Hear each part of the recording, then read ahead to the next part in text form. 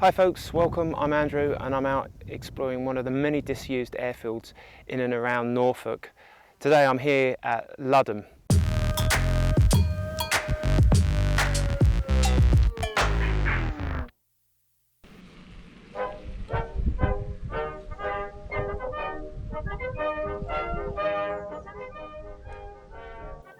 Royal Air Force Ludham.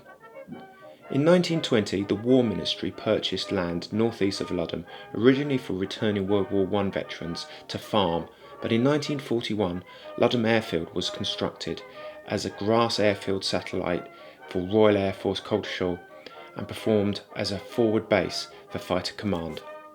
The airfield was used by at least 8 squadrons of Spitfires and 1 Typhoon squadron.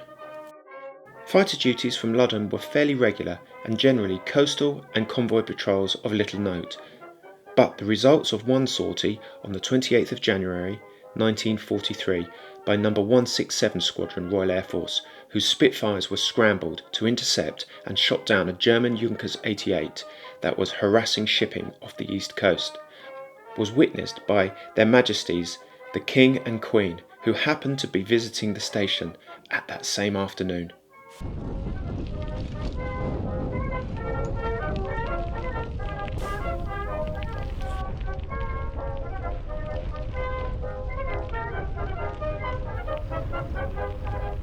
In August 1944, the airfield was transferred to the Admiralty. In September, Ludham was commissioned as HMS FLY CATCHER, Royal Naval Air Station.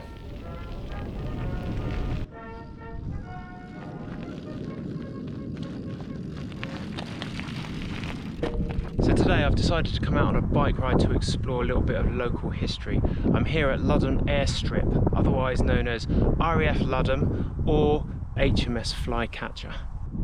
It's the site of a disused World War II Air Force base. Right, so I've brought out the map and a couple of old aerial photographs, and I think I know where I am.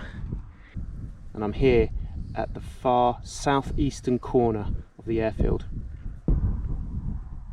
So this is the airfield area on a 1 in 25,000 map, and here's Potter Heigham, village of Ludham, and the Fritton Road. So the Ludham airstrip is now situated on what's left of the sort of east-west runway here. Right, so I'm going to venture north, going to have a look at the hangar.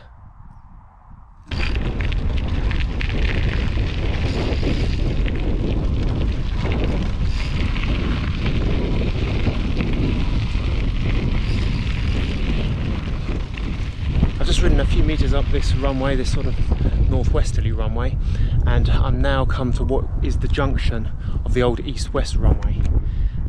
The hangar is an excellent example of a World War II blister hangar, but this is not its original position.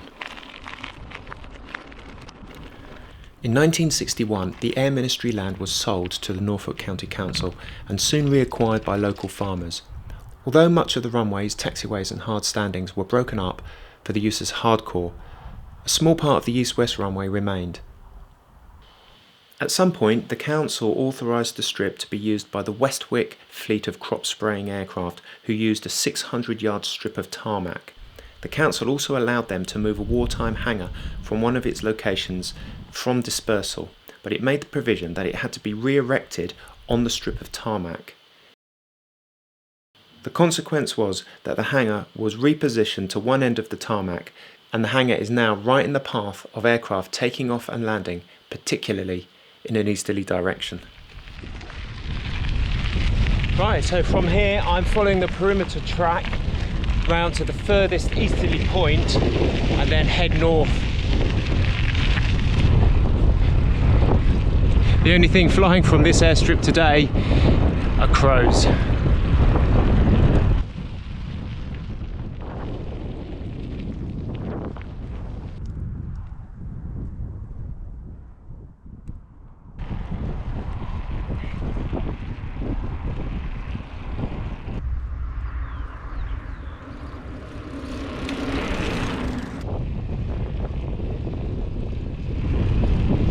Now I can see some buildings in the trees just over there, and I believe that they're part of a small industrial estate that's making use of a little bit of the perimeter track. I'll pull over and have a look.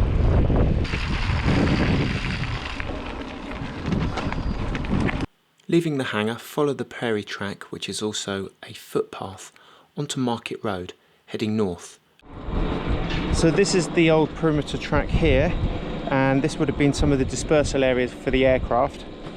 And I've come down a small track and I'm located just here at the very far northern point, the apex of these two runways.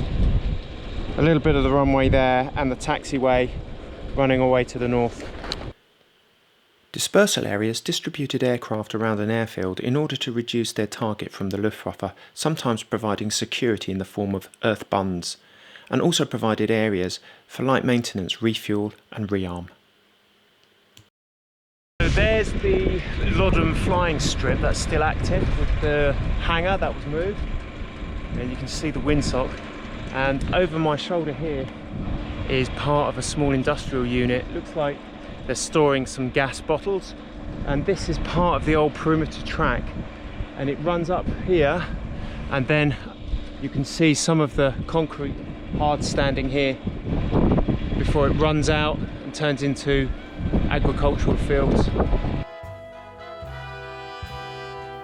I'm now going to cycle around the northern apex of the airfield, following the taxiway towards the building that is the control tower. I know it's the control tower from this Royal Navy Research Archive map. It's fortunate that the airfield has any remains of the control tower, but sadly the building is in a derelict condition and a poor state of repair. However, it has recently been purchased by a private owner and will shortly undergo refurbishment as a dwelling. Next to the control tower is the first watch building, where the squadron that was on immediate notice to move might have been waiting, undergoing planning and preparation for their next mission,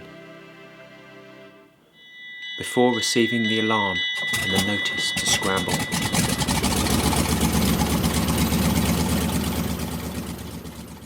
The station was closed to flying operations in July 1943, when work commenced to build 3 concrete runways, taxi tracks and aircraft hard standings. This work was done to prepare the station for its next intended occupants, the US 8th Air Force.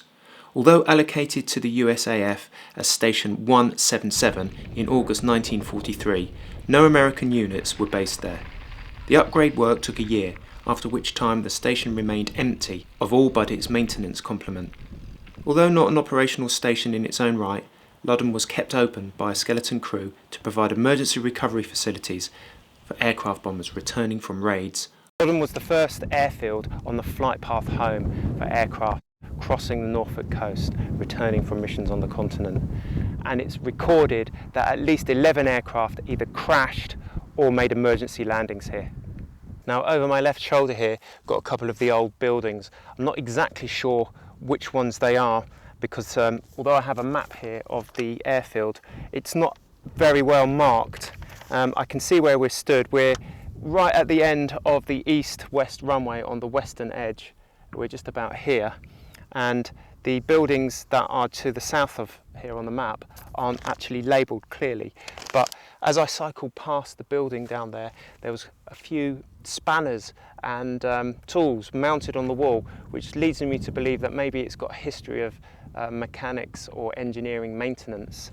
So perhaps the furthest building was a maintenance building, and the one closest in the foreground here, perhaps some kind of ammunition building.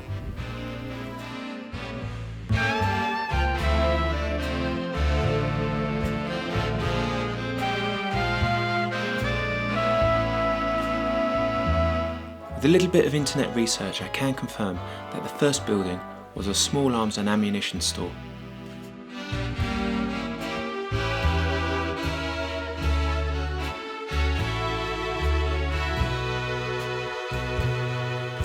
And the further, larger building was a mechanical plant store, and now is part of a private house.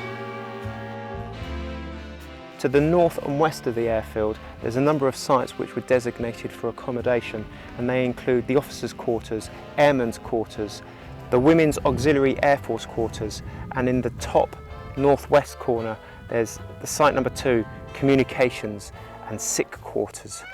So what I want to do now is get on the bike, go and have a look at these sites and see if there's any kind of history or remnants from the past that might remain.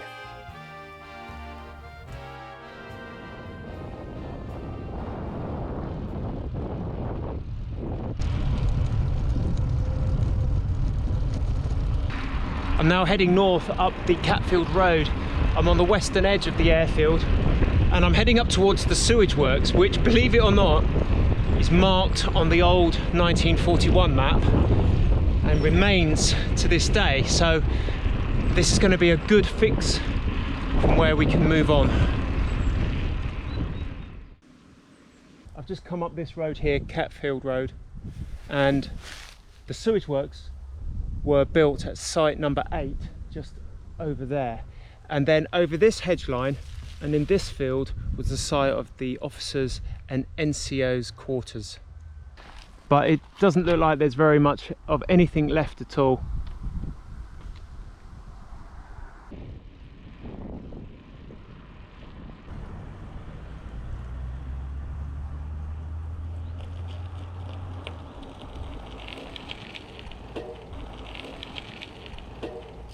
Down this street here there was quite a few buildings and accommodation, and on the right the map's marking it as buildings for the HQ sick bay, and on the left hand side I'm coming up to site 5, which is marked as officers' quarters.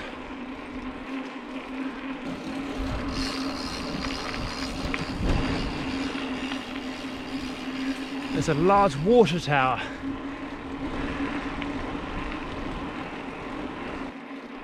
Very disappointingly, there doesn't seem to be any buildings or remnants thereof anywhere around here. So I'm going to head south now, back to the start point on the Fritton Road, where I'm hoping I might just stumble across something interesting.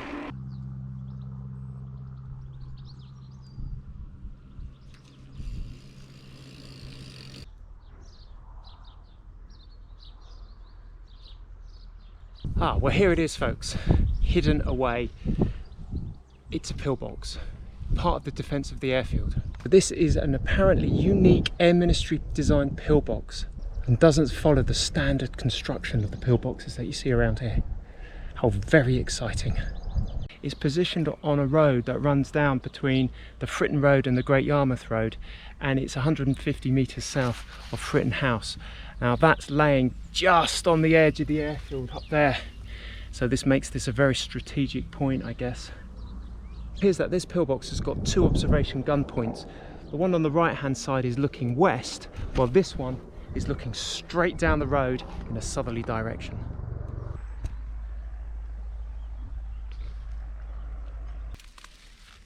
Yep, I can see through. Don't know how you get into this thing, but my legs stung to bits, so I hope it was worth it.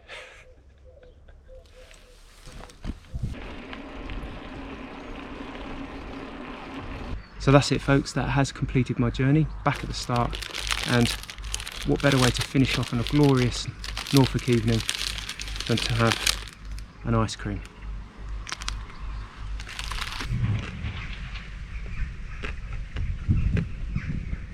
Well, that's it, folks. That completes my circumnavigation of what was the World War II Air Force base known as Ludham.